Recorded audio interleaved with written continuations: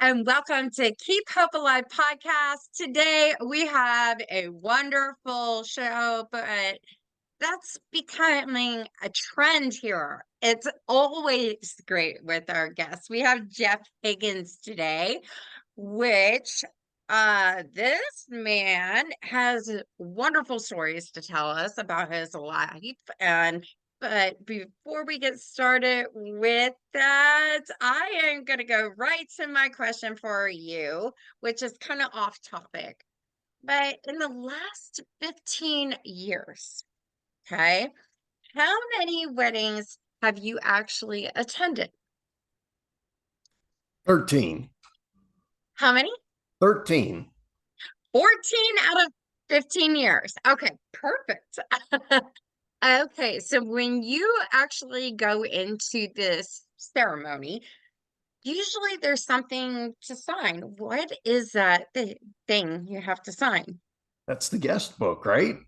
Yes. Okay, perfect. I mean, hence I had somebody say my life away. I'm laughing my head off at that one all the time because it's either the marriage license, a guest book, or life away. But yes, so my sponsor, their name is lifeonrecord.com. And what they do is a guest book, but it's not a book. It is a vintage rotary phone sitting Oh, there that neat. the Yeah. guests can come in, pick it up. Congratulations, you too. I'm so happy for you. So many years of, happiness, joy. Or it could be like, hey, bro, it's about time. I'm so glad you're here, blah, blah, blah. But you're collecting all those voices and stuff. So right next to the phone, they'll have a QR code also. So if the guests want to get out their cell phone and take that picture and do it on their own cell phone, they can do that as well before or after the wedding and stuff like that. But I want to say you can use this for corporate events, I have to throw funerals. I used it recently for a football injury accident. All the players called in to say, I hope you feel better. So it has so many purposes, but their life is really on record. So what they do is they take all the messages, they burn it on a 10-inch vinyl record, or you get this cute little boom box with all the voices in there. So if it is a wedding and you're celebrating your 1-year anniversary, you can take out that cake top that you're going to eat or throw away, either one. We never know if it's good, but you'll have those voices to sit back, relax, and listen to, and have a good smile and laugh and feel that joy. Their plans only start $99. You get that phone number for 1 year, and you can find them on www.lifeonrecord.com. So, all right, Jeff, tell me who Jeff Yes. Higgins is, who he really is. Jeff Higgins, who he really is, has had a life of extremes. Extreme summits and extreme struggles along the way. That's So how it is. Yeah, a lot of times those struggles and challenges, they make us very strong in life. yeah. I think what I think struggle is life's greatest teacher. We have the opportunity, Nadine, to learn during our most difficult times, but that's not necessarily compulsory. Yeah, I know. I know. So, but going back, even with Yeah, struggles that make us stronger, is there an example of one struggle that you learned the most from? I would have to say, yeah, there is. But my struggles kind of build on each other, and I've learned something from each of them along the way, Nadine. Because each struggle is different. Hmm. And, it hits you different because, every time you go through a struggle, you're different, right? Struggle never Yeah. leaves us the same. And so, each struggle along the way has its ability to teach me something. And sometimes I learned and sometimes I didn't. But eventually, I think I kind of got most of it. I'm a little slow sometimes, Nadine, but I did pick up on most of it. My struggles, if they come, are my challenges in life. I'm like, okay, bring out my shield, warrior. We got this. Bring it on. But what am I going to learn from it? And Right. how can I put it to the future and teach on it and build that knowledge around it? Helps us in business too. Oh, absolutely. I'm a business owner. I'm an entrepreneur, very successful entrepreneur. I'm kind of in my second act in life, right? I am very blessed at 57 years old to be able to kind of, do something different. And so, I go around and I talk to people about this because what we're really talking about here, Nadine, is mental health and well-being, right? And Mm-hmm. excuse me, and I read the news. There's a lot of Ah, people out there who are suffering from like depression, oh yeah. anxiety, stress, and these things are real problems in our country and for individuals. And people want real answers for how to get through some of this. Yes, that's why we're here to provide real, true answers. I mean, that goes in healthcare too. I'm going to throw that out there. But I mean, I get a lot of those. It's like, nobody, it has, I mean, it's everywhere. You could be gaslighted and be like, whoa, wait a minute, and learn from that. But you're like, no, there has to be more. So we're looking into it, right? We're Right. trying to figure that out. So, but I mean, some of the most successful people like yourself, and I'll just say me, no kidding. Yes, right. I'm just a photographer, so I have my own business. But like, we get dealt these challenges, and great. It made me stronger in my company. Makes me stronger. Like on the side, I love being a marketing director and going out there and sales and connecting. But you have to know who you're connecting with in business. Yeah. It's not, hi, my name is Joe Blow and I do this and here's my card. Bye. What is that? Right? Like, no, what do you really do? Who are you? Like, bring it out. Let me learn and let me listen to what you really do. So, I mean, there's like, I love the website. I'm not a member yet, but it's alignable. They make you do that, and that's smart. So, it lets me email a few people a week, and I still haven't paid. I don't think I could keep up with that demand as much. Like, I would need to hire somebody to kind of answer all those questions, but yeah. So back to your journey. Yeah, yeah. So, I've been very blessed in life, and that shouldn't be diminished by my most difficult struggles in life. And I've had a few of them. I grew up in kind of a broken home, Nadine. My older brother was kind of a violent person. He and my older sister were both from my mom's first marriage, so they were like 6 and 8 years older than me, and I was kind of that proverbial stepchild. And so Gotcha. they abused me physically. And Tim was just a very violent person. He used to punch holes in the walls of our house. And I remember one time my mom taking a smiling portrait of our family off the buffet, right, and hanging it over the hole that my brother had punched in the wall, right. And isn't that what we like to do sometimes? Like you said, sometimes we don't want to talk about our Sure. most difficult stuff, right? Well, we Yeah. want to hide the hole. We want to hang the smiling picture over it. But I think that transparency is where healing happens. And today, I want with you and your listeners, take down the picture. And so I had a kind of a difficult time. You know, my brother would overturn the dinner table, get in trouble with the police. He was in and out of juvenile detention, would get in fights at school. It was just, you know, a very unsettled atmosphere. And to add to that, now mom was an alcoholic Oh, ever since I can remember. So home was just kind of a tumultuous place for me. Um, yeah. yeah, yeah, it was. It was, you know, unsettled, I guess is the best way to put it.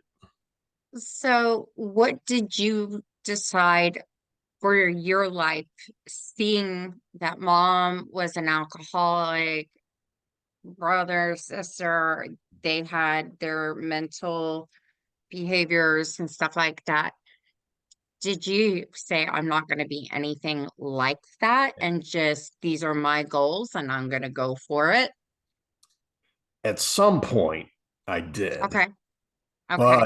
but as a an 11-year-old child, you know, I was just kind of learning from my environment. Yeah.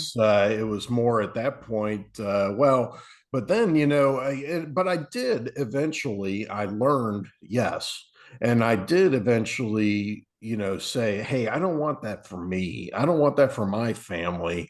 I don't want that my life to be designated like that. You know, and Yeah. yet at the same time, I ended up being an alcoholic myself, just like my brother, and just like my sister. So, yeah, I mean, that goes. I everybody, I'm gonna say this, we drink. I didn't drink when I was younger, okay? I had no clue of what I was missing until my 30s. So I don't drink anymore. But, to rewind and look at, okay, I love wine and I love doing shots every now and then. But why was I drinking? I was like, I had a lot of chronic pain and it Mm, would take away the pain. yep. That's why I drank. So I see that and I go, okay, well, that has to be dealt in a different way. And let's move forward into this new life, Right, right. especially in 2024, right? So, Well, but I've seen the results of trying to self-medicate, Nadine, and oh, yeah, that's not good. it's not, yeah, it's not good, you Yeah, know, because I tell you, when I was 11 years old, it was November 30th, just after Thanksgiving. My mom backed her car out. She was drunk. She was going somewhere on business and backed her car out of the garage and got it stuck in a snowbank. And I pulled her out with the tractor. We had a little tractor, right? And I went out, yeah, hooked up, and then pulled her out. And I kissed her goodbye forever. And that night she drove on the highway the wrong way, drunk, and under the back end of a semi trailer. She was only 38 years old when she died. When I was 14 years mhm, old, my brother had a beer in his hand when he drove his car under the back end of a semi trailer and died at the young age of 22. So by the age of 15, I had lost those two immediate members of my family. But then, you know, and from that, yes, I took on a purpose driven life for sure.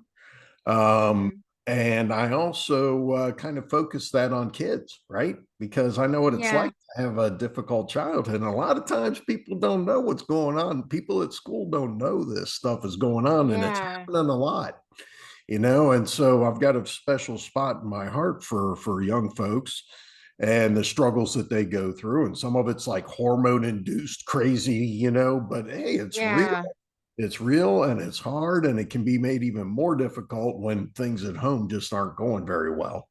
yeah, yeah. So that's good that you're reaching out to those life experiences and helping, how to cope and yeah, move forward, basically. So you're a Yeah. blessing in disguise. Yeah, you know, and you know, in some ways in my life, I did move forward in productive manner, and in some ways I Hmm. didn't. I was still an alcoholic myself. My sister, though, she did not deal with this in the right way. She Okay. self-medicated. She was, I was a high functioning alcoholic, Nadine. My sister, on the other hand, was a slobbering, raging alcoholic to the point where she was in and out of the hospital many times. Oh no. Taken there in the back of an ambulance in an alcoholic coma. And one time I was visiting her in the hospital, and I was crying. I said, Krista, I've had to bury mom and I've had to bury Tim. Don't make me have to bury you too. And she broke the promise that she made to me that day when I was called to the hospital a couple of years later. This time there was nothing that they could do. And I was asked to make the decision to remove life support. And I spent the next 3 days with her, and I was alone with her when she died. Oh wow. I'm so So, sorry. That's a so lot. yeah, and a couple of points, Nadine, that I think you kind of hit on addiction, right? Because addiction's pretty big. This is the way that a lot of people are dealing with this stress and anxiety and depression that Oh we're yeah. seeing these days. And unfortunately, it's kind of counterproductive. But yeah, people are dealing with their most difficult inner feelings with this stuff, and I can tell you from experience, I've got 3 identical headstones side by side that's saying that done done well. And Uh, and and at the same time, I had 3 identical headstones in front of me. And here's the other lesson. And I still was an alcoholic myself. gotcha. Alcoholism doesn't make sense. And I know there's a lot of people out there who don't drink and don't understand us, and that's okay because Yeah. I'm not sure we understand ourselves. But you know what? It doesn't make sense to us either. And Yeah. that's the insidious part of at least alcoholism, but certainly addiction. Yeah, definitely. So those two, and people do it for different reasons. I Right? hear, divorce, love, the relationships, work, you Yeah. drink for anything. Life's not easy. You don't have to go through what I went through, Nadine, in order to have these thoughts of, depression or stress or anxiety. Everyday life is hard, and it comes at you sometimes in little bits and sometimes in big bangs, but it comes at you, and it wears on us. And it It wears on does. our mental health and our well-being. And I've got my youngest daughter, her name's Heather, and Uh, she says, adulting is hard. And yes. I said, yes, honey, I know. My daughter's 21. She did a comment on her Facebook page, adulting is hard. And I was like, yeah, I kind of sit in the back end and, I have to let her learn all this Yeah. on her own. But Yep. I mean, she's older now and she's in an okay place. I just found out she's pregnant, so I'm gonna Oh, be a outstanding. GG. Yeah, I'm gonna be a grandma, GG in huh? August. I got 7 grandchildren. Wow. Yeah. Oh man, I highly recommend grandparenthood. It's an awesome thing. it is. I can't wait. I'm so excited. Like, it's just being able to hold a baby again. Right? And my kids are 10 years apart, not by choice, but my son is 11. So, yeah, I was like, oh, you're Uncle Liam like, at that age. And he's No, like, that's I'm great. gonna It's take fun. care It's of fun this. to be able to watch them grow up and not Yep. and actually be able to slow down and enjoy it because they're the ones that are getting all hectic, right? And you could just Yep. watch and watch them grow up, and it's fun to do. I tell you, it's a blast. Yes, I get to stand in the back and Yeah. overlook it. So yeah. I mean, I to a certain part, parents are always going to be parents, though. We are always going to worry about our children no matter Right. what. Right. And, today is just like I told my daughter, I had a hard day. It was me setting up the boundary of I don't want to Yeah. talk, not today. Right. Do what you You need to know, do. and that's great. And I talked earlier about transparency, how important transparency is. Yeah. I think you have to take down that picture in order to be able Yeah. to fix the hole in the wall. You can't fix the hole in the wall until you take down the smiling picture. And, Yes. and transparency, I believe, from my experiences, Nadine, is just key to our healing. That when we're transparent with others, and in community, so somebody else who went through a divorce like you, or somebody else who went through alcoholism, right? Us alcoholics, we love to get together and talk about how stupid we were. And there's healing in that, right? There's healing in There that is. transparency, and it's great. And that's really, and it builds trust, because when I'm open and honest with you, then you feel like you can be open and honest to me. And Yeah. yeah, and so yeah, transparency and community, I believe, is one of the things I've learned along the way, Nadine. That's where healing happens. That's why breast cancer survivors get together. That's why, Yes. divorcees get together. It's Yes. yeah, life's hard, and we're meant to go through it and help each other along the way. Yeah. And, back in the day, I did meetup.com when it was first started. And then we're looking for organizers. And back in the day, I was at one called the DFW Event Planning Meetup Group. There was no organizer, and they kept sending me emails. And I'm like, no, no, no. And then finally I said yes, and I ran it for 8 years. And Yeah. it was the best thing. But I tried a new one. I'm not going on a diet. I'm not going on a keto diet. I was like, I'm going to go with my friend and listen. That's all I want to do is listen and see if this is something my listeners would want to hear. Right. But I was like, how do I tell her I'm not going to do it? Yeah. Like, I'm just not like, but it was hard, but I got to learn something new last night, and that was meaningful. And I think if more people took time, yes, to Yeah. remove the picture, see why was that hole formed, Mhm. understand the meaning behind it, Right. work on that. Yep. Yep. And I yeah, agree.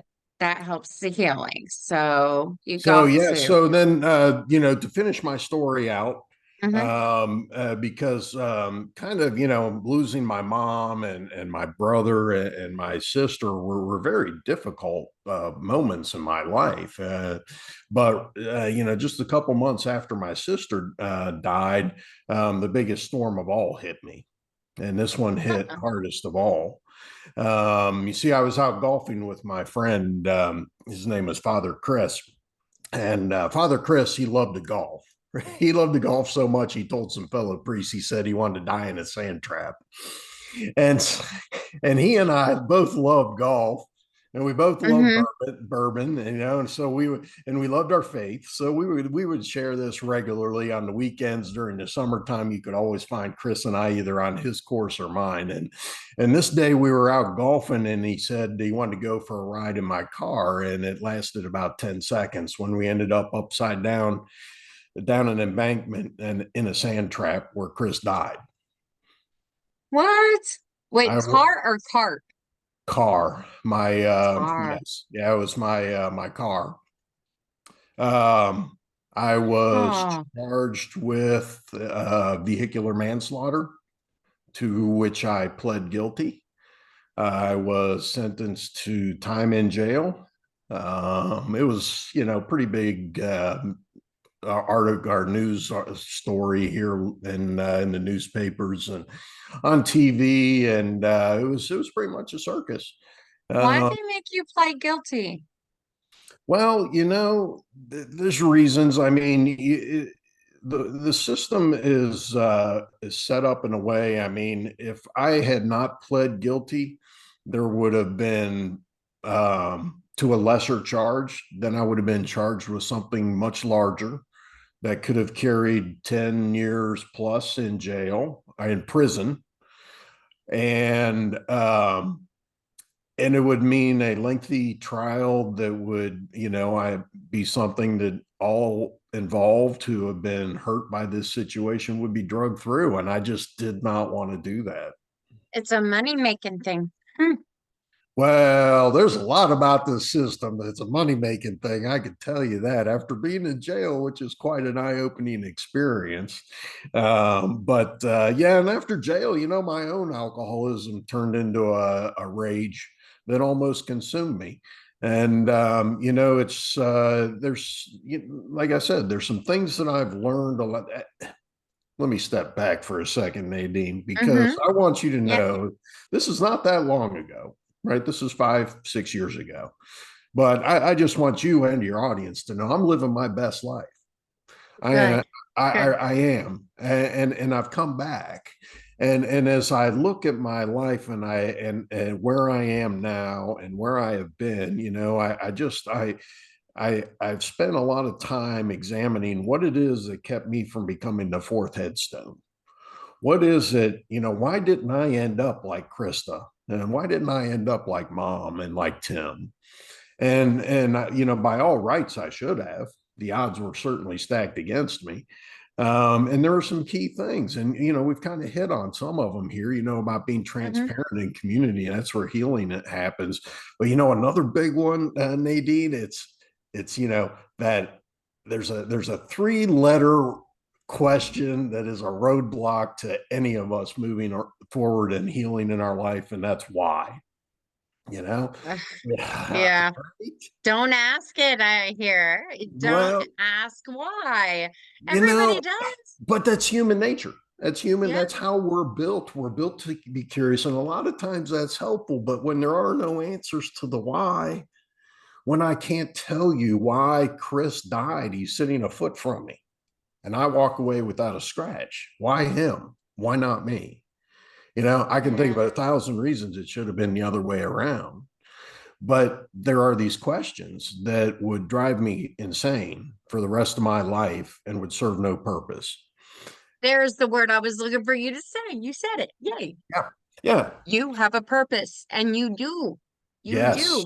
Yes. And so what I think is more important than asking why is instead turn that into what's next. There's Yes. there's great power in it is what it is, right? and Uh-huh. and I'm going to accept life as it comes at me on its terms because there's nothing I can do to change it, right? So I'm going to ask, okay, what am I going to do with this? What am I going to use this for a better Hmm. good? How am I going to honor what happened and those who went before me? How am I going to use difficult situations for a good purpose? And so I look for what's next, and that's what I'm doing in my second act here, right? Is that's my what's next, is I'm going around and Yeah. I'm talking to people about the importance of what we think about and how we ask ourselves the question why, and we need to stop doing that. Yep. Exactly. Yeah, yeah. Exactly. We got to stop that Oh altogether yeah, yeah. around. And another one is, I had to decide for myself, and I think everybody does, because we all have struggles, right? Your struggles may or may not be big ones like mine, but you may face those in life. And, you have to answer the question, am I going to move forward from this? Is this going to be a stumbling block or a stepping stone? I had to answer that for myself. I had to say, what are you going to be, Jeff? Are you just going to Yeah. muddle through the rest of your life, a ghost shell of who you are, worthless, not serving any use? Or are you going to use this as a building block? Are you going to be better from your experience? Because our difficulties will leave us bitter or they will leave us better, but they will never leave us the same. But the choice is ours. If it doesn't kill us, it doesn't necessarily make us stronger, Nadine. I'm sorry to tell you. Exactly.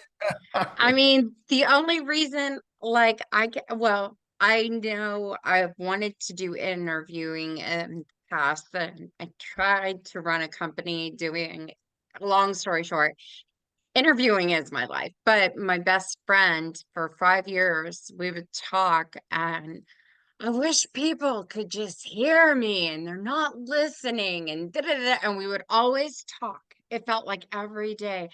And that was the main subject. It was anything, family, boyfriend, dating, husband, work, whatever. Well, she passed last year No. and she's gone. And, a part of me, I started a meetup group, Surviving the Narcissist, helping people get out of abusive relationships. And somebody goes, "Oh, I thought your meeting was online, like a podcast." And I go, "No." "Well, do you ever do podcasts? Because I really need to hear you." And I go, "No." I was like, And I did my meeting and I told my friend there, I was just like, somebody was asking me to do a podcast, and it was just one of those things. And then, when Charity passed, I was like, we just wanted to be heard, but this is it. Keep hope alive. Oh yeah. People can tell their stories. The life coach training, the relationship, I'm a certified wedding planner. People have always come up to me. It doesn't matter if I'm on the phone or somewhere. They would tell me their life story, and I'm like, okay, well, let's talk about it. I've always been that person, and Yeah, I yeah, just like, right. I thought it was Man. funny when it was coming over the phone there. I mean, I was trying to get an appointment set for a bathroom remodel, but I was just hearing the whole life like story. And I'm like, there needs to be a charge to this. Yeah, right. There you go. I need to make money on it. No, but you're absolutely right, boy. You've got me thinking. So, can I make? Yep. I'd like to make a couple points because you Yes. bring up some really great stuff, Nadine, and I think you're right on it from my experience anyway. Number one, you know that there are the 5 stages of grief. You've heard of these. Yes. Okay, that was Yes. written by a lady. Her name was Elizabeth Kubler-Ross, well known, kind of seminal work in the, denial, anger, bargaining, depression, and acceptance. Right Yes. now, you don't go through these in order.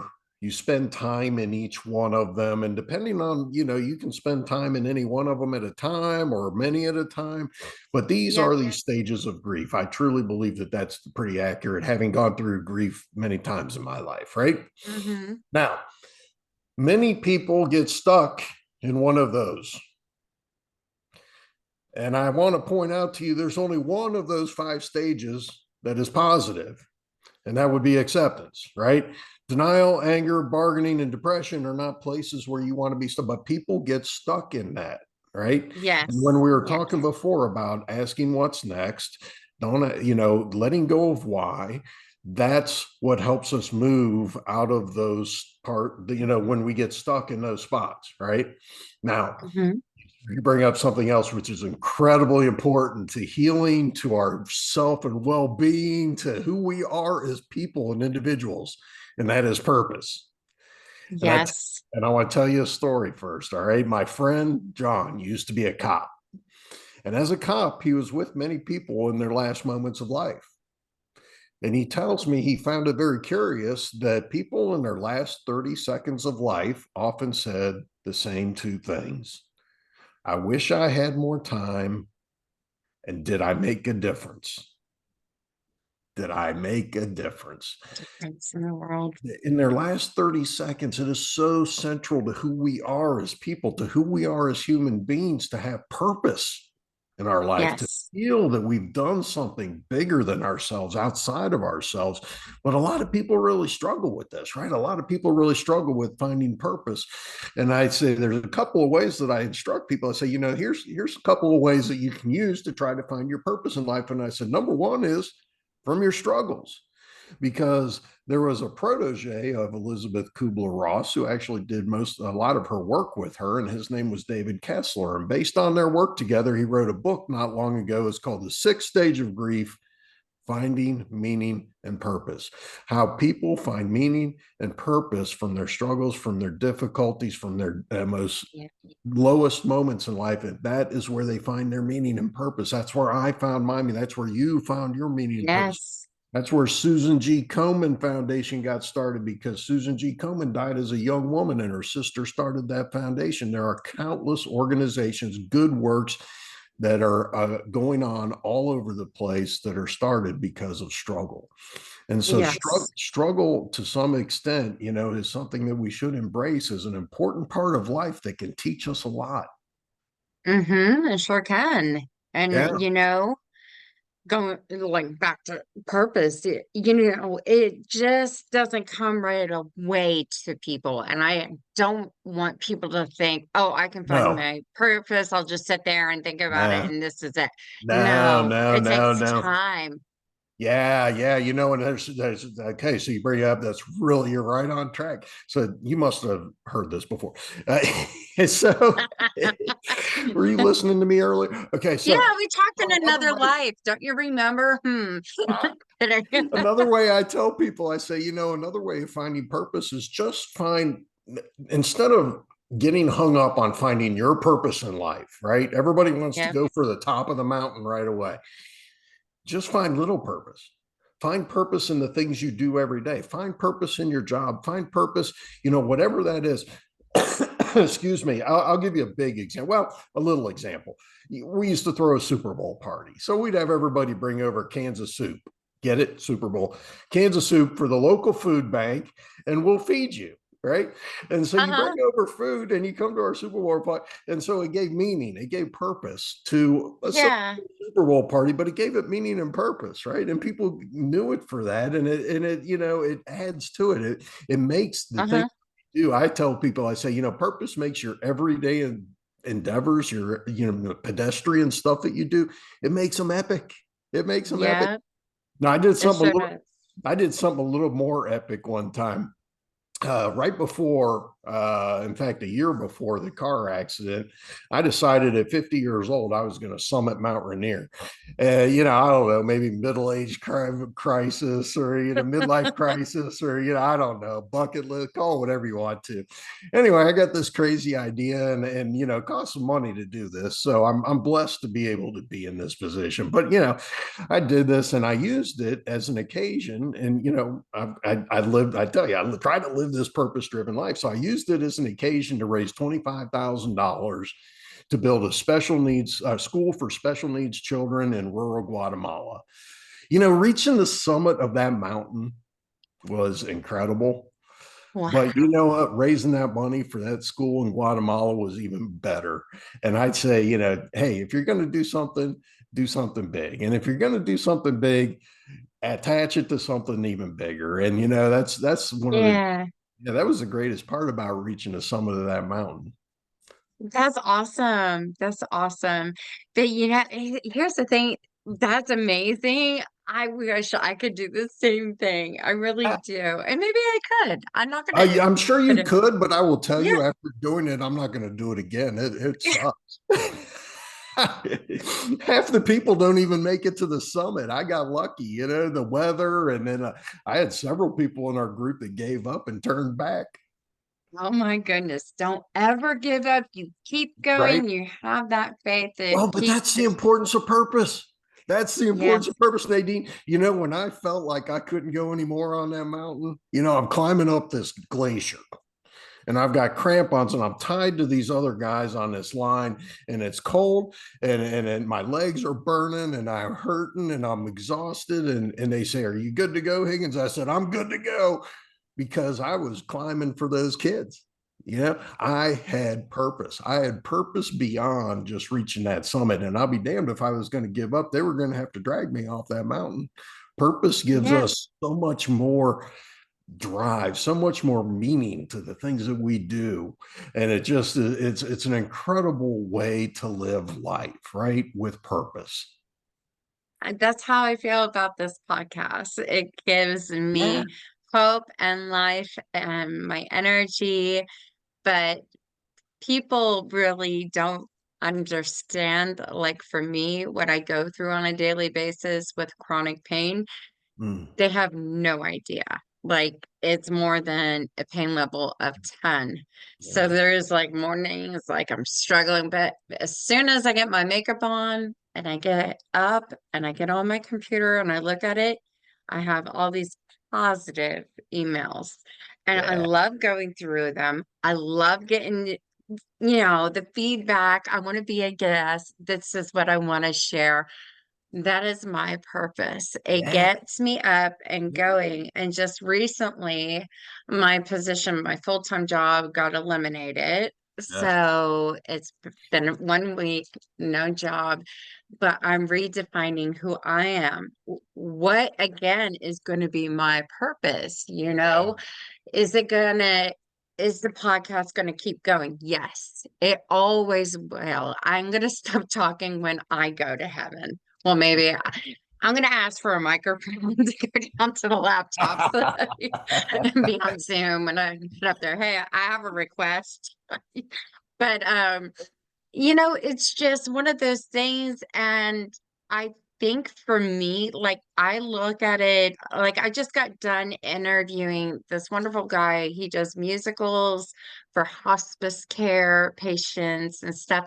And we really dove into that. And it really got me Yeah. thinking too. Yeah. You know, Yeah. what do I want my kids to know about me? And Right. do I wait till the time where I'm going to die, or do I just tell them now? I decided to tell them now, Write it and I down. decided to be strong. I'm not Yeah. going to write it down. Yeah. We were joking around about I like karaoke. So I'm going to make a book of people who I think who would come for my celebration of life, be like, okay, mom's going to sing like a virgin. So and so is going to have to sing Sweet Child of Mine. Honey, I'm Home by Shania Twain will be this person. But I was like, I told my son, I want to be a tree. He goes, you want to be a tree? And he's like, well, I'm going to be a bird. I go, what are you going to do? Poop on me? I'm like, you can't be on there. He's like, I want to hang out with you. I go, but I will be a tree. And I did research. They have the bulbs where you could put your ashes and you're actually a tree that grows. Oh, So there you go. Perfect. yeah, I was just like, okay, Then would you be an ash tree? ash tree, out like an ashtray. Like ash, there's a tree called an ash. Uh, uh, How about cherry oh, I'm blossom or sorry. That was something? Shoot. it was just a really bad joke.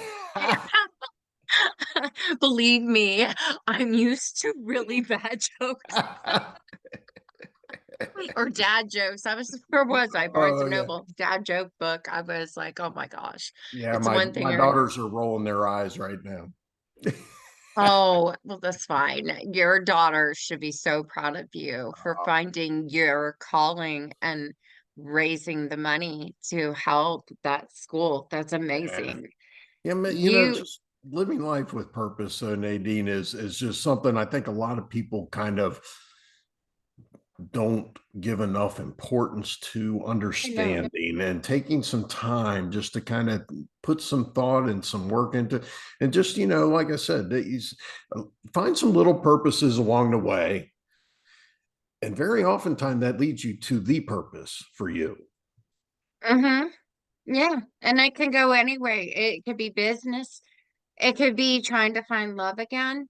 Yeah. It's just, but with the purpose, have the understanding of Yeah. who you are as a person.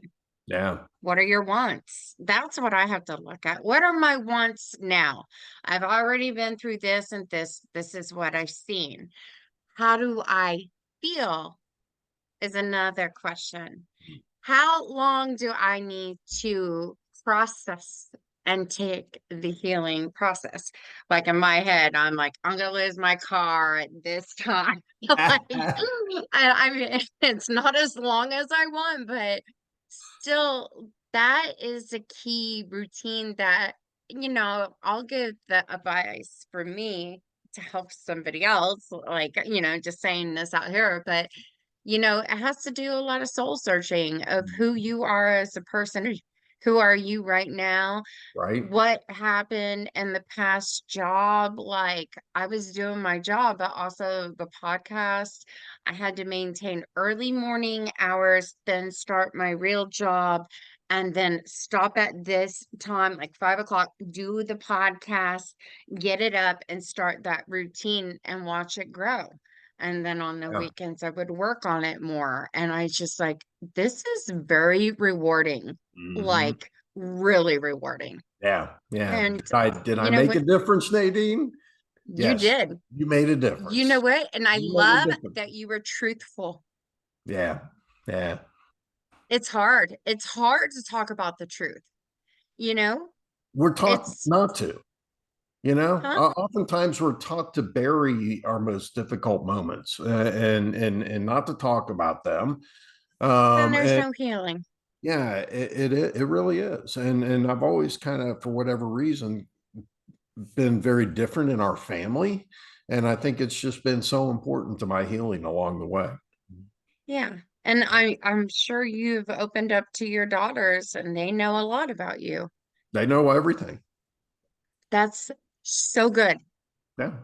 Don't bottle things up and put it behind you as much as it can hurt, or if somebody thinks it will hurt somebody else and they bottle up that stress, you always, I will come out and say, this is how I feel.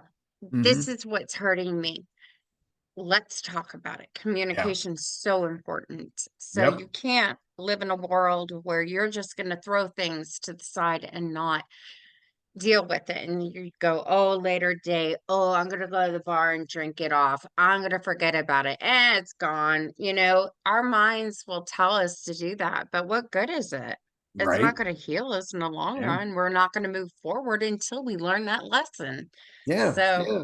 And again, now I it's sound like a it's so mom. important. This is not we're not you and I we're not talking about, Facebook transparency where you put all your, deepest darkest secrets on your wall or something like that. Or Bob the bartender kind of transparency. We're talking about, people who have been through what you've been through, right? Those Yeah. people who understand and who get it and can we can help each other. Exactly. And a lot of people tell me right now, I don't watch podcast. Yeah, I just don't have time for that. I go, okay, I don't watch them either. And I go, but there's things that happened when I first started this podcast, and they were huge, huge challenges. Yeah. But one of them was I was being catfished. And Uh, then I was like, okay, is there an Audible book on this? I'm like, who am I kidding?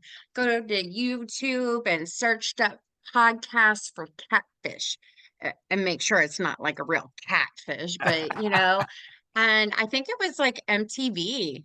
yeah. MTV had it called Yeah. catfishing. Yeah. I think you're And I right. listened to it, and I was at football practice with my son, and I was like, I felt so bad because my son was like, "Did you see that run?" And I'm like, "Yeah." It was just practice though. But listening to that podcast, I was like, yeah, this has happened, this and this and this. But I wanted to do a podcast on what I've been through with the catfishing, but instead I did a TikTok. And you could have asked me back in February, would I've ever been on TikTok? The answer is no.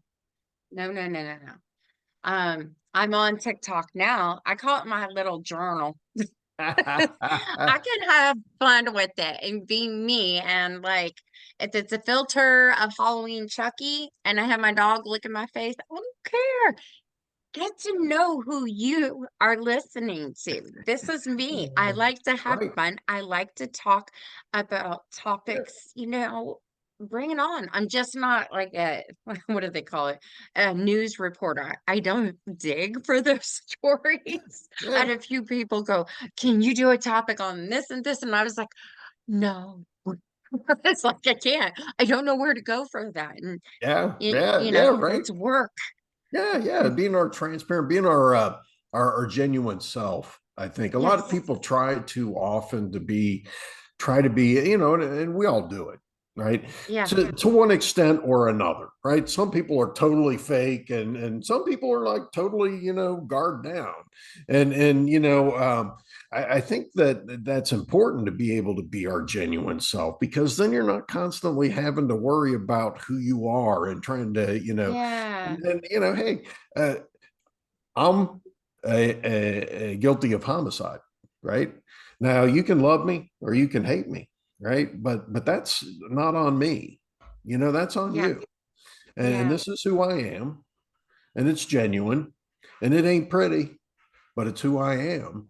And you know what? And along the way, I've experienced a lot of stuff, and I've learned a lot of stuff, and I'm actually Yeah. I'm thankful for my scars and they've made me who I am. And hey, I'm going to be genuine about it, and then I don't have to worry about trying to keep my any parts of my life secret or under wraps or anything like that. You make me smile because you're the Oh, meaning of hope. and Oh, purpose. And, you're so sweet. I just gotta say, coming out and being forward is just a true blessing. And, I never call this a curse, but it's like I'm very empathic, so you can tell when somebody is true and meaningful and honest and not afraid to put it out there. And that is you. Like it really is. So I'm not gonna cry here. I am just No, like saying you're so sweet. You are kudos to so you. nice. That's very nice. Thank you. It's not being nice because It is. It's very nice of you to say. And that's another thing. Eh, Regret, right? I talked about the yeah, last 30 seconds of life. And in the last 30 seconds of life that a lot of these people are saying, I wish I had more time. Don't be yeah, that person that wishes that they had more time. Don't be the one that wishes at that last moment, man, I wish I'd have told my daughter I loved her. I wish I'd have yeah. told my father that I forgive him. Don't be that person. And life can change on a dime. I was on the summit of a mountain, and a year later, guilty of vehicular manslaughter. Life can change on a dime, and that's not to be Sure meant to does. be a negative, live life afraid statement. All right, it's just fact. You don't know when life's going to change. I learned at a young age, my time is indeterminate. I need to make a difference now. And I think that that's an important way to live. And it's important to be Yeah. grateful every single day because it can all change tomorrow, It, it definitely can. Like this year for me, I never thought my three big challenges would have ever happened to me, but it is. And I've come to acceptance. I will still say I don't understand one of them, Why? but I Are will you go asking through the process. why? I'm not going to tell you why. I know we Now, do it. I did it when Charity passed. It took about 6 months in because, I had acceptance before she passed. I knew it was coming.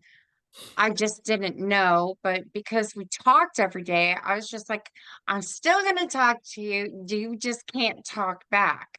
Yeah. And at the time, back in the day, my drink of choice was sometimes Fireball, and she hated if I drank a Fireball. And I go, I'm having Fireball.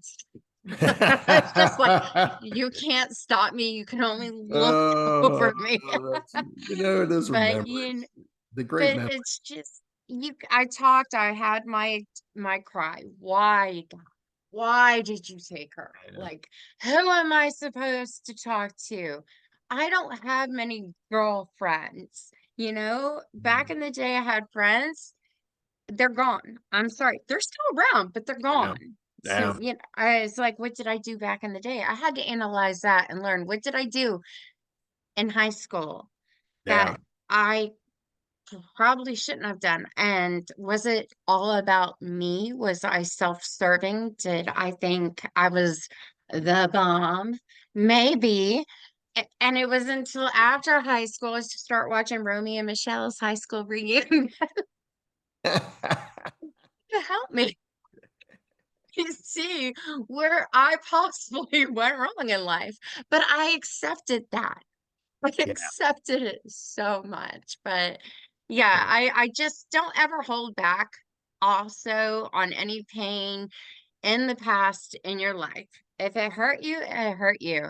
If you have time to tell the person it hurt you, if you run into him in a bathroom stall, tell them. Yeah, So, but this is a really good point because that's I think so important for our healing from turning our struggles into summits is forgiveness. yes. Forgiveness, reconciliation. If you don't like Mhm. forgiveness is too churchy for you, or grace, or I don't know what you want to call it, but it is so important. People talk about wanting that peace of mind in their lives. I believe it Mhm. starts on forgiveness. I believe it absolutely 100% starts in forgiveness. I'll tell you a story. You know, during the trial and in between when the accident happened and going to jail, getting Mhm. sentenced, getting Yeah. sentenced and going to jail. there was a lot of press coverage, and there was one guy in particular that used to be a friend of Chris's, he said, and he was also happened to be a bailiff at the jail. Well, by my luck, right? And this Mm-hmm. guy had it out for me, man. Let me tell you. He was coming at me with both barrels blazing. He talked to the prosecutor, he talked to the news media, he talked to Chris's family. Wow. He created a lot of bitterness and a lot of dissension and during the trial, or not during it, there was no trial, I pled guilty, but during this time and before sentencing, I say 2 years after I got out of jail, I'm still, I think, on probation, and but so I'm not even supposed. This guy reaches out to me, right? His name's Gary. Mm-hmm. And I didn't first. My wife's kind of screening me from this, and then my attorney says, you really shouldn't talk to this guy because you're still on probation, and all this stuff. And he really did do his damage. I mean, let's be clear. If it wasn't for this guy, I probably don't go to jail, because vehicular manslaughter is something that people do not usually go to jail for. I am part of a very small percentage of people convicted of vehicular manslaughter that goes to jail, and a lot of it is due to this guy and the uproar that he caused single handedly.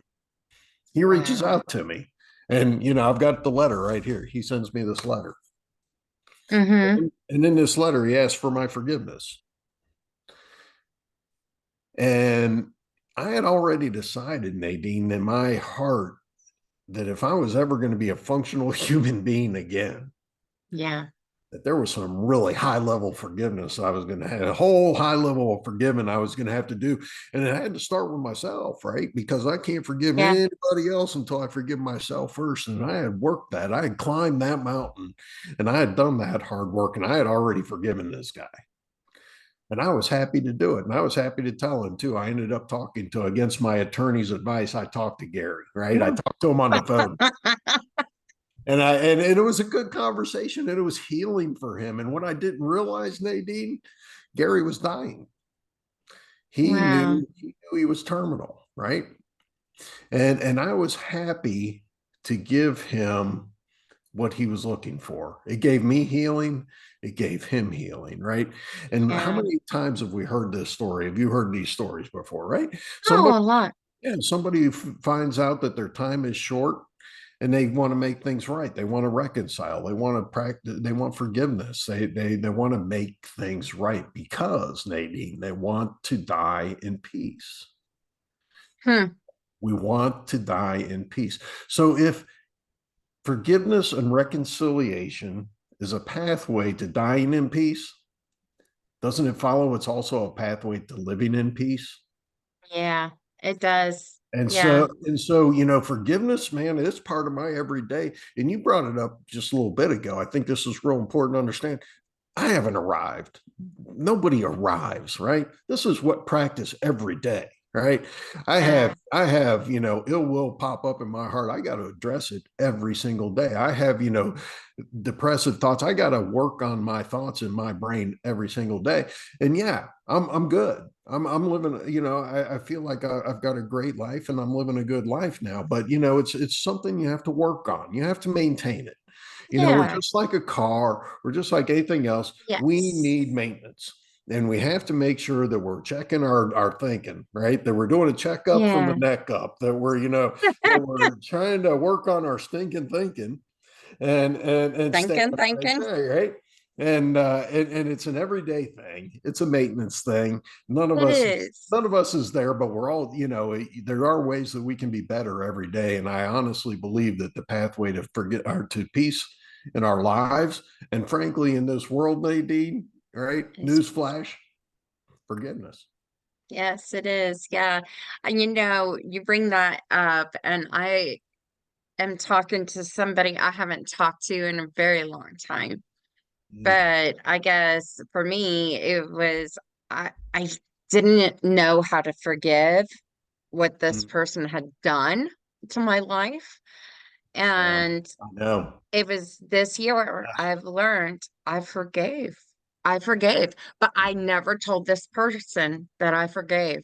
Yeah. Um, so I will talk, but it's more like, let's build this friendship again and start over. Like, this is, I don't want to hold on to this the rest. It is what it is. It's like moving on and moving forward and being strong.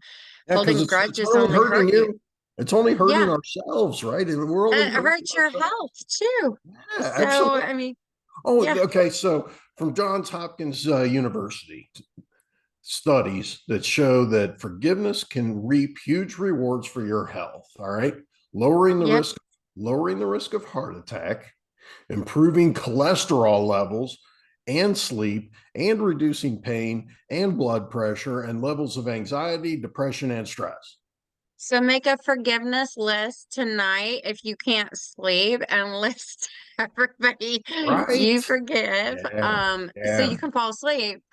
So yeah. Yeah. Um, So important. it's- It really it is. it really, and my dad, I love my dad. He is always talking about forgive, forgive, forgive. It's like a Yeah. broken record. I'm like, yes, dad, I got it. But as much as I love my daddy, and he's right. It's, Yeah. things that he learned in life too. And he's been through challenges. He doesn't tell me what his challenges are, but I already sense them because Yeah. I'm daddy's girl, I guess. So I got that gift, and I want to spread it out to the world. Like, take time. Yeah. Excuse me. Now I'm catching your cough. take, Yeah. take time to get to understand what's going on in your world, and take time to mend it, not fix it right away. You can't fix a problem right away. You gotta take time to understand it, accept it, move on, learn from it, grow. Yes. Yeah, that was a lot of words. We need a lot of maintenance. We need a lot of regular maintenance, and I think a lot of people are searching for ways to do that. Those symptoms of stress, anxiety, depression. I've had all that. I've Oh had yeah. all that, right? Yeah. I've had PTSD. I know what it's like to have a panic attack and have to lay down on the floor of my office with the door shut for half of the day. I know what Yeah. it's like. It sucks, and it's no fun to Yeah. be, but there are ways that we can make it better, and I just try to Yeah. help people with that because to one degree or another, a lot of us struggle with this at various points in our life. Yeah, definitely. I love this show. And then I interviewed a guy named Tharpo, and he's a clown, but he's a happiness coach. And he talks about PTSD. Yeah. Laughter is going to be your best medicine. Yeah. Even like if you're going through pain, he's like, just imagine you're pulling out that ribbon, all the different colors in each one, and let it go and just Yeah. laugh. I mean, if it means go to a comedy club or put in a good movie and just do it. I mean, Right. TikTok makes me laugh more. Or what is it? Tiny Yeah. Tim. I kind of watch Tiny Laughter Tim. really is. You're right. Laughter is great medicine. It really is. Yeah, it is. And if I laugh before going to bed because I'm watching a good reel, that makes me happy. And Yeah. it's just like I'll watch my soap operas, and they're all, it's like they're my family because I've been watching since I'm 12 and it's never gonna stop.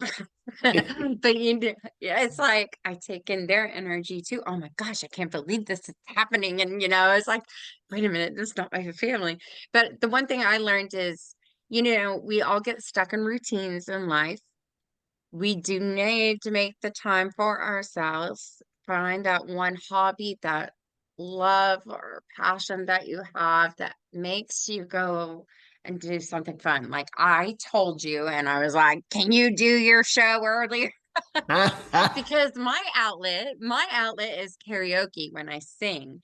No. Now, it's so funny because I've never had a problem singing until not yesterday, the day before. Uh, And I couldn't believe it because I have done 2 or 3 podcasts that day and then went to sing. I had no voice on the stage, and I was like in the middle of Guns N' Roses, and I'm like, this has never happened. Like my voice was cracking, and I'm like, I was embarrassed for the first time, but you know what? You Who know what cares? happens? We age. Well, no, when we talk too much, we lose our voice. all of a sudden out of nowhere stuff pops up and I'm like, what now? Where did that come from? Exactly, exactly. You just learn as you go. You just So go I with want the to make sure. flow. So I wrote a few things down, Sure. at age 11 and doing youth programs. But serving people is what you've accomplished all these years. That's the mission So statement. That is the mission statement for our company. Serve people. 2 words. I love it. I like when my son said, Mom, I need to serve. Yeah. I Ed, you will ought to be never very forget happy those about words. that. You ought to be very happy about that. Service to others is where we get life, purpose, living with purpose. Now, you want to hear something scary? I tested what my son said to me. I went to go meet a friend at Chili's, and he wasn't there yet. And there was this old man sitting at the bar, and I got water. And he's like, Hey. I was like, Hey. And I just started small talk, and I go, Yeah, how's your day going? He's like, It's fine. I was like, Okay. All right. And I was like, Yeah, my 11-year-old son came up to me and he said he wanted to serve and go to church and everything. He goes, That's just BS. That's you. You did it to him. You're a bad mom. Ah, Whoa. ah. Whoa. I'm testing the theory. It worked. But he is my living proof. People see things in a whole different way. My son really did do that. But you know what? It's like nobody should ever have to force anything down anybody's throat. Like you're gonna like religion, and this is where Nah. you're going. This is what you're gonna read. Come to it on your own. Yeah. Yeah, Am I proud of absolutely. my son? Yes, I Should. am. You So should be. Oh man, you should be because that is wise beyond his years. He's wanting to live a life of purpose, and a lot of yeah, people don't realize that that's important, and that is so good for him. Boy, I tell you what, Nadine, I'm so impressed. That's great. he gets to hear me talk and coach, and I feel like that's going to be a good influence. And he said he wanted to be a children's minister. Yeah, And it's just like that touched my heart too. yeah. After he plays pro football. Now, has he had some difficult times also, Nadine? Or I mean, you don't have to get into them. I'm just curious. I'll No, tell you one. actually, no, he's a happy boy. My Yeah, daughter growing up, I'm yeah, just she went through bullying. Bullying at school for both kids, I would say, yeah, has yeah, happened. So that was the one thing. yeah. So, the times sometimes when Liam gets mad, it's, over the littlest thing, but I give him his time to feel, get it out, talk about it, because it's kind of what Yeah. I got trained. But if you're gonna go and like start throwing and having really bad tantrums, that's where I had to put my foot down. No, I'm like, nope, Yeah. not Yeah. today. Well, no, I was just wondering because a lot of times, like I said before, we get meaning and purpose in our lives from going through Yeah, struggles. That's why I kind of wondered about that. I also believe, can I tell a story? yeah, you Yeah, can. it's kind of a faith-based story. So heads up. I mean, it's not meant to, offend anybody, but my faith's kind of important to my story. And I know it's important to a lot of people out there. And a lot of people going through difficult times. And Yes. when I was in jail, and I was my 40th day in jail, I had a Bible, my jail Bible. And it's a little bit different translation. It's called The Message. Don't know if you've heard of it, but it's a little bit more modern, slangy English kind of. Anyway, I'm reading through and I'm come to Job. I think everybody, even if you're not religious, Job. He got, he's Yeah. everybody talks about the patience of Job. Well, Job, I kind of laugh at that because I'm reading through Job and this guy, he spends the entire 30 some chapters bitching, moaning, and complaining about his situation, frankly.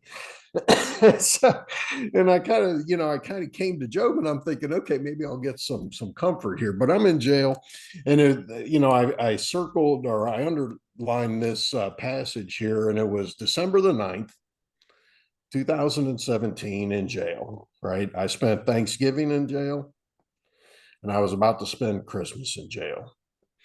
And I circled this. It says, "Why does God bother giving light to the miserable? Why bother keeping bitter people alive? Those who want in the worst way to die and can't, who can't imagine anything better than death, who count the day of their death and burial as the happiest day of their life. What is the point of life when it doesn't make sense? When God blocks all the roads to meaning?" See, I think most people That's think, hardcore. yeah, yeah, right. That's where I was. That was December the 9th, 2017. 3 days later, I'm talking on the phone with my wife. It's about 5:30 at night. It's freezing outside. It's a bad part of town. And they come over Yeah. the intercom and they say, "Higgins, you've got a visitor." So I go out, they buzz me out into the Sally port. There's nobody out there except this little old lady, kind of looks like Barbara Bush. And I'm looking around. I don't know this lady. She doesn't know me. I asked the CEO, I said, "Where's my visitor?" He said, "She's your visitor." And he points to Barbara Bush. And I said, "Ma'am, are you here to see me?" And she's got this little piece of paper and she holds it up. She says, "I'm here to see Jeremy Higgins. I just had it on my heart that I needed to come down here tonight," in a bad section of town where people are ODing in the bathroom downstairs, by the way. "I just had it on my heart that I need to come down here and see Jeremy Higgins." And I said, "Well, Wait, ma'am," I called you Jeff. and I said, "Ma'am," I said, "I'm Jeffrey Higgins." Okay, good. Okay. I was like, am I I said, "Maybe you're mistaken." And she looks at the CEO. He looks at the computer. He comes back. He says, "Ma'am, I've checked through the entire justice system, justice center.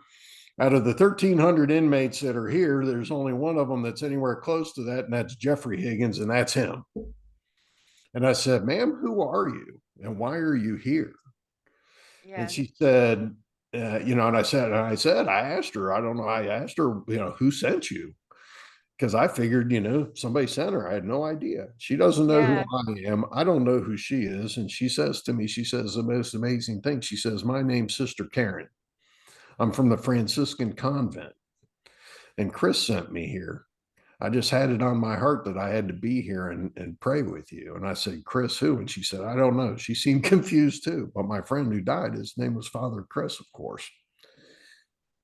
And that's one of things that's happened to me along the way. And I hear these stories sometimes in movies, sometimes real life situations. And I firmly believe, a lot of times when we're going through it, when we are in the eye of the storm, when the stuff's coming at us right and left, and it seems like we can't catch a break, and we feel so far from God, Yeah. we feel like, where in the heck is God?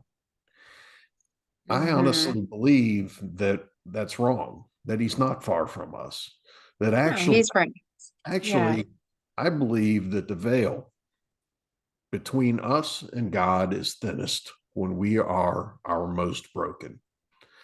And I want people to know that. And I want people to have that when they're going through it. And maybe you're going through it right now. Just know that the veil, the distance between you and heaven is closest, that God is near to the brokenhearted, and you will get through this. Amen. Amen. I'm not scared to say it. Amen. Amen. And so, wow. Yeah, that was very good advice. Very, very good advice. What did your daughter say about you? I want to know that. Is she happy as I am? I just met you today. I'm just so happy with you No, and your journey. I have three daughters. And maybe partly because I've put them through a lot. They probably, and another part of it too is, there's a saying about prophets in the Bible are never accepted in their hometown, right? They're always rejected in their hometown, right? And there's some truth to that, you know. So I think that they're proud of me. I think that they're proud of the fact that I've been able to overcome so much, and that's Yeah. important to them. But they lived it with me too. So it's you know, Yeah. it's been a difficult journey, a difficult path for all of us. My beautiful wife, Shelly, you know, stuck with me when by all rights she shouldn't have on many times, right? And she was Yeah. there every day she could to visit me in jail, and she has always been there to be there for me.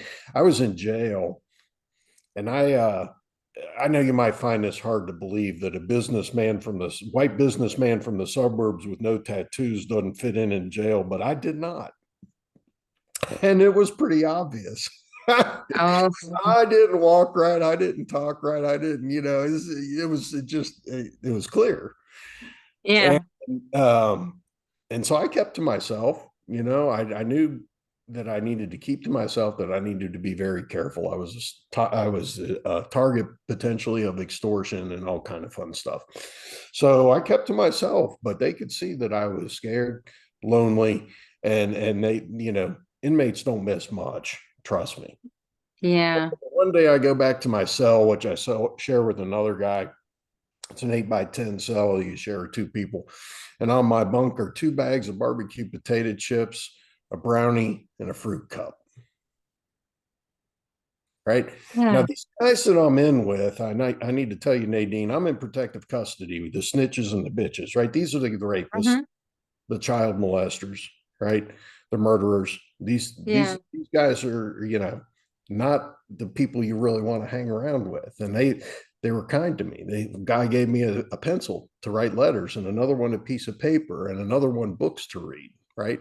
And so my wife, I was telling her about this, and she decides that she's going to send them letters. So Good. she looks them up on the Justice Center website, and she said, "Now I get letters every day when I'm in jail because I got a lot of people who care about me, and I'm very blessed, man. Yeah. Most inmates don't get mail, never, rarely. Yeah.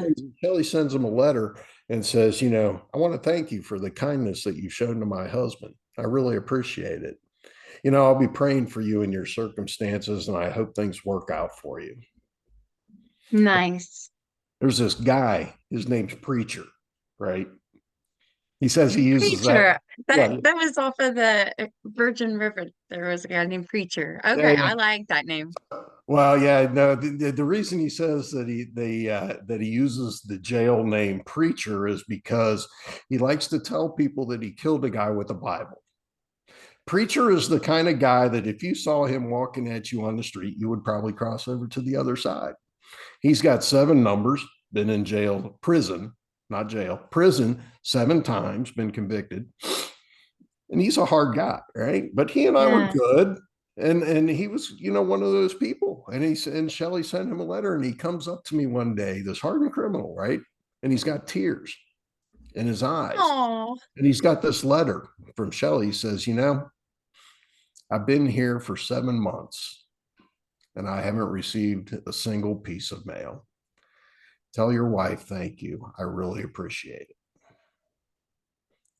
wow. That's what kind of That's that's what kind of woman I'm married to, right? that's a blessing. It's a She blessing. she sat up the day, you know, day after we had the accident, as we sat there in bed contemplating the horror of the situation. She looks at me and she says, "You know, Jeff, we have tried to live a life that is, you know, exemplary and an example during the good times. Now we have to try to live a life worth being exemplary during the bad times, Bad during the times. difficult times." And And she lived she's that just out. so good. I am so proud of her. Yeah, she lived that out. She's just a wonderful, beautiful woman, you know. And that also shows the healing power of community, right? And we're all Yeah. community, right? I Yeah. couldn't be any more different from these guys. You know, we had nothing in common. I didn't grow up. These are gang members, people on the streets. Yeah. But in there, we were all community. Wow. Wow. You've been through a lot and you have this beautiful, positive outcome. that you've been through everything, and not everybody can do that. I know my mouth just opened up. It sounded like five gunshots, and we live in a good community. Oh, A really good one. It just sounded like, yeah, boom, boom, boom, boom, boom. I don't even want to know. Okay, let's pray for them. yeah, I don't know right. what happened. My dogs are going crazy, but like all I hear from the window is gunshots. Wow. Okay, that kind of threw me. So That's we great. got Yeah, that right. on the podcast.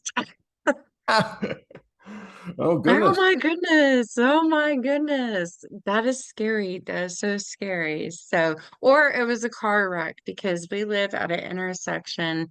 Oh, And yeah, we had a very bad car wreck. An 18-wheeler ran into a car and killed a oh, 16-year-old daughter, and the dad survived. She was driving.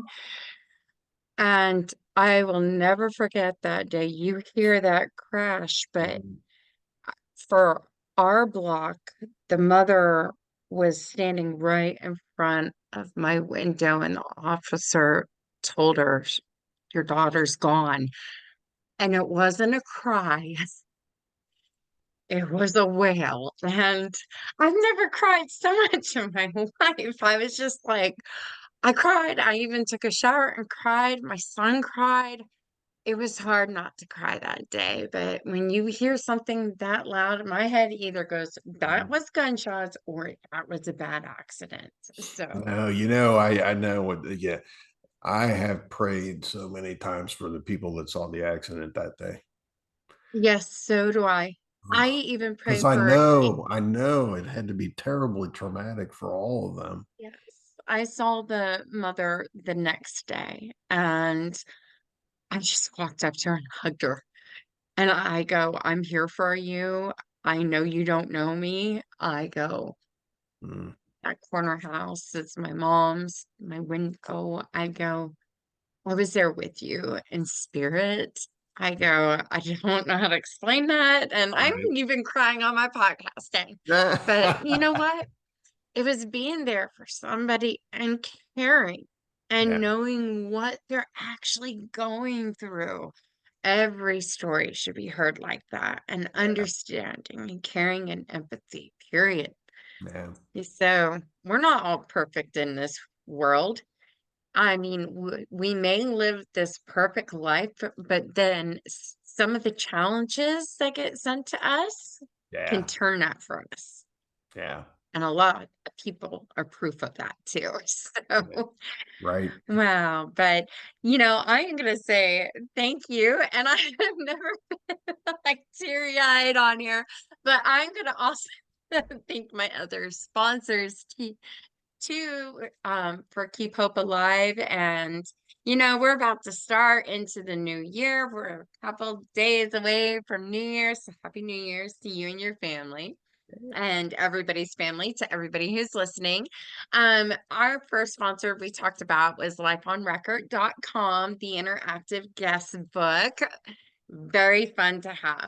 Our next one is bridalshowsinc.com. So if you are in the Dallas Fort Worth area and you're planning a special event, please go to their website. I know they're having one in Las Colinas and one in the end of, it's going to be in Dallas at the end of January.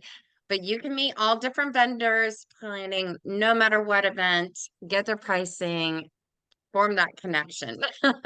So check them out. Next is going to be Miles and Smiles Events.com. Deborah Rose, her background, she's an investigator, but she's an amazing handwriting analyst, lipstick reader.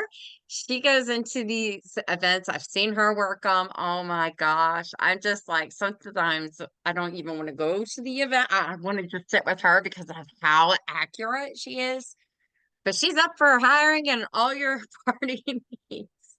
We have a That lot of sounds event great. vendors here. And you know what? It's so funny. I should name out the sponsors who actually have applied. cast, she is one of them. So Miles and Smile events, you'll be able to see.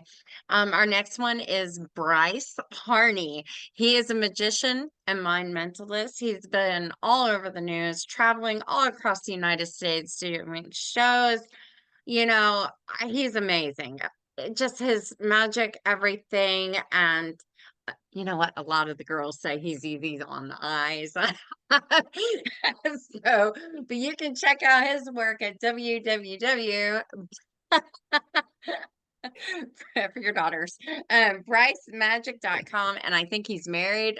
So happily married. That's kind of like me. Oh, I had the biggest crush on Michael Bublé, and I never will forget that concert I went to. And he announced to everybody, I'm getting married. I was happy. I really was because I knew I was never going to meet Michael Bublé.